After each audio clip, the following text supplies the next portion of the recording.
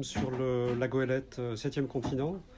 Le continent dit septième continent semble un peu un mythe, ou est-ce que c'est une réalité? Non, non, c'est une réalité, le septième continent, mais ça ne concerne pas que une zone du Pacifique Nord. Les zones du septième continent, c'est l'ensemble des zones polluées par les microparticules de plastique, parce que contrairement à ce qu'on pourrait croire, ce ne sont pas des îles de plastique, ce sont essentiellement des microparticules entre 1 et 5 mm qui se rassemblent en général dans ces zones-là. Donc ça, c'est dans les gyres océaniques, ces courants qui sont tout à fait naturels sur notre planète, mais il y a aussi à prendre en considération les mers fermées, en l'occurrence celle où on est dessus, la Méditerranée, et la Méditerranée, malheureusement, en fait une des mers les plus polluées au monde. D'accord. Donc il y a des parties du monde, des mers du monde qui sont beaucoup plus polluées en raison de leur différence de circulation des courants Oui, c'est tout à fait ça, en fonction des courants. La Méditerranée, elle a un courant, effectivement, mais c'est une mer semi-fermée, donc le plastique qui rentre a du mal à en sortir. Et en plus, de par sa situation géographique, il y a 3 continents quand même autour de la Méditerranée, et donc il n'y a pas que l'Europe, et donc c'est très difficile de légiférer tous ces rejets de plastique, et c'est pour ça que ça en fait une des mers les plus polluées au monde. D'accord. Hier soir, donc on s'est rencontrés, on a fait connaissance, et tu m'as dit que, enfin, je demandais effectivement comment on pourrait abolir complètement la présence des plastiques dans les océans, ou tout du moins arrêter de les produire, et tu m'as fait une réponse qui m'a quand même bien étonné, et j'y ai pensé toute la nuit. Donc ta vision est un peu à 180 degrés de la tendance actuelle. Oui, c'est vrai que là, pour l'instant, les gens peuvent encore s'imaginer qu'on peut ramasser ce plastique dans les océans. Nous, ça fait 10 ans qu'on fait de la recherche sur cette problématique. On a bien conscience que ce plastique, on ne pourra jamais le sortir des océans. Il est trop fragmenté. 99% de cette pollution, elle est microscopique. Et ça, il faut arriver à le comprendre et à l'intégrer. Donc nettoyer les océans, c'est impossible. Par contre, arrêter d'alimenter les océans en plastique, ça, j'ai envie d'y croire parce que ça, c'est possible. Ça, il y a moyen d'agir là-dessus. Donc ta vision, c'est qu'en valorisant au juste prix le plastique, au moment de son recyclage, on en crée une valeur qui fait que l'homme prend plus attention à préserver cette valeur plutôt que de le foutre à la mer. Oui, le plastique n'est pas biodégradable. Donc du moment qu'il est canalisé, récupéré et recyclé, on va pouvoir le réutiliser. On produit à peu près entre 380 et 400 millions de tonnes de plastique chaque année. Autant garder cette matière-là et la remettre dans le circuit. C'est tout à fait louable. Et ça, on est capable de le faire. Il suffit simplement de lui donner une petite valeur et d'intéresser l'industriel à le récupérer pour le réinjecter sur le marché. D'accord. On a l'impression ici en Europe que effectivement on fait le job, mais apparemment c'est pas le cas. Non, on ne fait pas le job encore, c'est clair. Et pourtant, c'est à nous, la France, l'Europe, à être une locomotive dans ce schéma-là.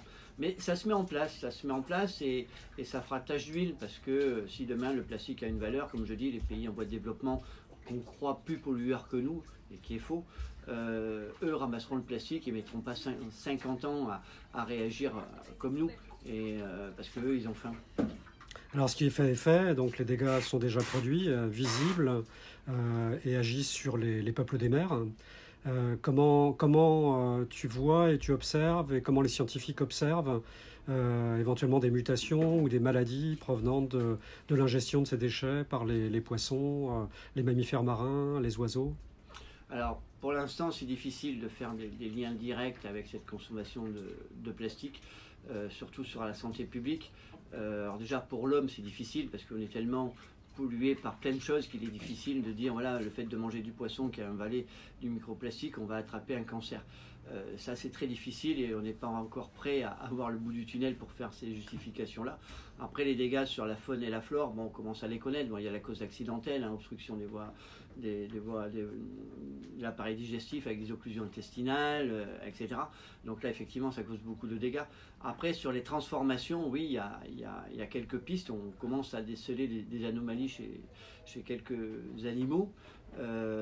Mais pareil, il faut encore faire le lien direct avec le plastique. Et c'est pour ça que la science est très importante, parce qu'on nous dit, ouais, mais vous retournez en mer, on sait qu'il y a du plastique en mer. Oui, on sait qu'il y a du plastique en mer, mais on n'a pas fait le tour de la question encore. On n'a pas mesuré encore tout l'impact que peut avoir ce plastique sur la faune et la flore. Donc on a besoin d'y aller et de continuer ces recherches. D'accord. Donc j'ai vu dans votre exposition que, par exemple, le polystyrène expansé avait une durée de vie de 1000 ans. Donc on est dans un processus irréversible, hein. C'est un peu catastrophique de le voir. Ouais, alors on nous dit, mais comment vous savez que le polystyrène peut durer 1000 ans, puisqu'on n'a pas de recul là-dessus. Alors ce sont des tests qui sont faits en laboratoire, on met des plastiques sous UV, en accéléré bien sûr, et là on voit le temps de dégradation d'un plastique. Alors après ça peut être plus long ou plus court dans la nature, selon les conditions météorologiques. Et c'est vrai que faut prendre conscience de ça, qu'effectivement que quand on laisse partir un plastique, parce qu'on a peut-être la flemme de courir après, et il part pour quelques dizaines ou voire centaines d'années dans la mer. D'accord. Et donc l'avenir de Septième Continent, tu le vois comment? Tu le projetes dans les 10 ans à venir en termes de recherche, en termes d'exploration? Oui, Septième Continent, on s'est quand même équipé d'une super goélette, hein. C'est le seul bateau laboratoire dédié entièrement au plastique. Donc il commence à être connu parce qu'on a créé un outil qui est un peu unique.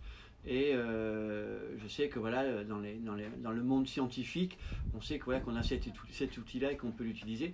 Et effectivement, la science maintenant devient vraiment une bataille à gagner, parce qu'il faut vraiment faire le tour de la problématique, hein, sur tout ce qui est bactéries, virus, impact sur la faune, la flore. Et donc on a encore beaucoup de missions devant nous. Donc après, la difficulté, bien sûr, c'est d'être financé pour monter toutes ces expéditions-là. D'accord. Donc vos partenaires, ce sont des partenaires industriels, scientifiques? Oui, alors on a des partenaires bien sûr scientifiques, on travaille avec 14 laboratoires, 80 chercheurs en moyenne. Et après on a des partenaires financiers qui sont des industriels. Alors là c'est pas du greenwashing, hein. Nos industriels avec qui on travaille, c'est qu'ils peuvent mettre des solutions en place. Et ça c'est très important, le conflit, la guerre d'ONG, la guerre de tranchées, faut arrêter, parce que ça n'a pas fait avancer quoi que ce soit. Donc il faut travailler main dans la main, en étant bien sûr conscient que l'industriel a toujours bien sûr un intérêt économique. Il ne fera pas ça gratuitement, c'est pas possible. On est dans un monde économique, donc on ne pourra pas faire autrement. Mais par contre, il peut mettre des solutions en place. Quand on a découvert les microparticules qui étaient rejetées des stations d'épuration, Suez a pu mettre un filtre qui les capte. Et c'est comme ça qu'on met des solutions en place. C'est pas en se tirant dessus et en discutant pas et en partageant pas nos connaissances qu'on fera progresser la chose. Donc la philosophie de Septième Continent, en fait, c'est dialoguer, concevoir des dispositifs qui, avec la réalité d'aujourd'hui, soient jouables, et puis regarder l'avenir en essayant de s'adapter également au monde qui va très vite. Ouais, c'est s'adapter. Puis faut faire attention, parce que quand on discute avec le grand public, on dit ouais, on a qu'à interdire le plastique, et puis comme ça on n'est plus embêté. Et on revient au verre comme nos grands-mères. Nos grands-mères, quand elles vivaient sur notre planète, elles n'étaient que 2 milliards d'habitants.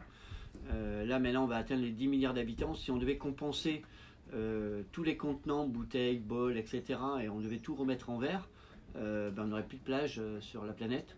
Et on aurait un impact carbone 1000 fois plus important, ou 10 000 fois, ou 100 000 fois plus important. Donc c'est pas des solutions, je veux dire, on est 10 milliards sur la planète, il faut s'adapter. Donc le plastique, on ne peut pas s'en passer, parce que si demain on le supprime, on fait trop de mal à la planète. Donc il faut mettre les curseurs au bon niveau. Et donc c'est un peu notre combat à Septième Continent, c'est d'essayer de mettre les curseurs au bon niveau, pas baisser et monter un, parce que ça n'a jamais fonctionné comme ça. Alors on voit fleurir, bien entendu, des projets mirobolants nous promettant un avenir radieux, parce qu'on pourrait collecter le plastique avec des super catamarans ou des dispositifs de barrières. On nous vend un peu du rêve là. Oui, c'est du rêve. C'est vrai que quand on voit leur film d'animation, c'est un conte de fées qu'on peut montrer aux enfants avant d'aller se coucher.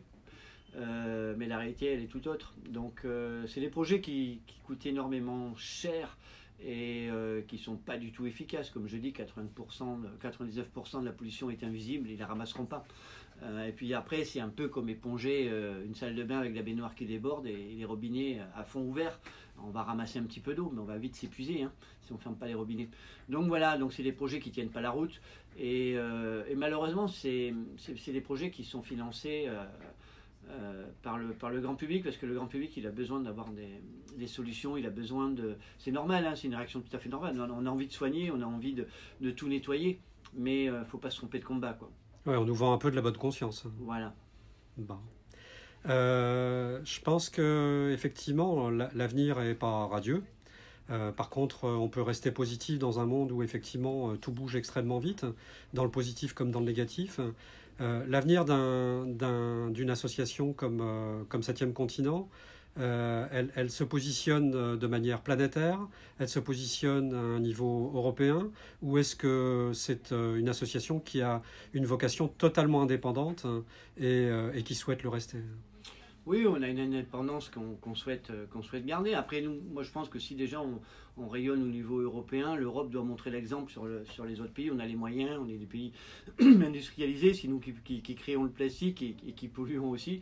Donc voilà, à nous de redresser la barre et puis les autres pays suivront. C'est logique. Est-ce que Septième Continent envisage de faire des missions polaires? Non, non, non, nous on a trop froid dans le nord de la planète. Non, non, il y a d'autres bateaux qui sont plus équipés pour ça. Je pense à Tara qui peut séjourner dans la glace, etc. Nous, on a tellement de travail à faire, rien que déjà en Méditerranée et en Atlantique, ça serait dommage qu'on s'éparpille un peu partout. Donc, on va rester surtout ces prochaines années en Méditerranée.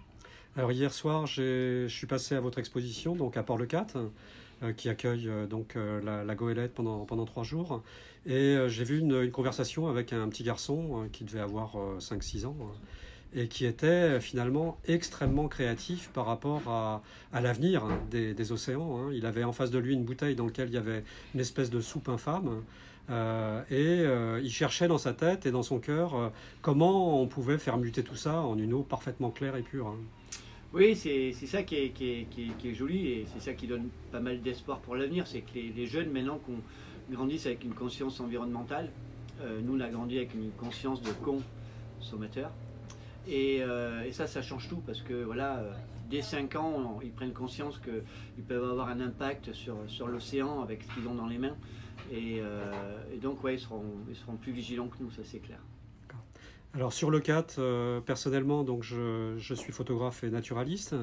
Actuellement, il y a une grande expo qui s'appelle Wild le Cat Sauvage, qui donne à peu près à voir tout ce qu'on peut voir de nature, à la fois côté mer et côté terre. Et le but était réellement de montrer aux gens que, au-delà de l'aménagement du littoral, des bains et des pieds dans le sable chaud, il y avait une réalité qui était à prendre en compte, c'était les peuples des océans. Donc aujourd'hui, effectivement, toutes nos actions de tous les individus qui travaillent sur les océans, qui sont en conscience, vont un peu dans le même sens. Est-ce que tu penses que cette association fait bouger les choses? Mais bien sûr, il faut montrer aussi les belles choses qu'on a dans nos océans, notre biodiversité, tout ça. Les terriens ont du mal à comprendre tout ce qui peut vivre dans la mer. Et donc il faut des gens comme nous, des structures comme nous pour montrer et ramener ces images au grand public pour qu'ils prennent conscience que voilà, la Méditerranée, c'est pas que une piscine pour tremper les pieds et jouer au ballon, et qu'il y a toute une vie derrière et que c'est la beauté du monde. Bien, bah écoute, je souhaite une très longue vie à Septième Continent et merci beaucoup. Merci.